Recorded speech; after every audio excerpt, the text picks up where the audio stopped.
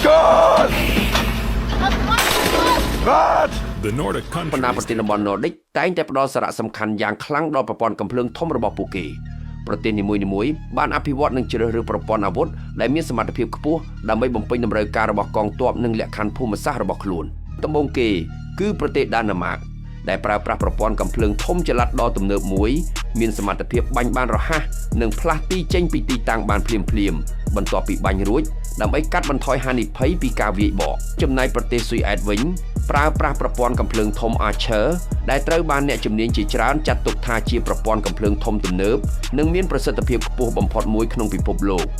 វាមានប្រព័ន្ធស្វ័យប្រវត្តិកម្មខ្ពស់អាចបាញ់បានយ៉ាងឆាប់រហ័សមានភាពត្រឹមត្រូវនិងអាចចាកចេញពីទីតាំងក្នុងរយៈពេលខ្លីរីឯប្រទេសហ្វាំងឡង់និង Norway បានជ្រើសរើសប្រើប្រាស់កំភ្លើងធំដែលអភិវឌ្ឍពីគំរូកូរ៉េខាងត្បូងប្រទេសហ្វាំងឡង់ដាក់ឈ្មោះប្រព័ន្ធរបស់ខ្លួនថាញញួរធំខណៈប្រទេស Norway ដាក់ឈ្មោះថា Vida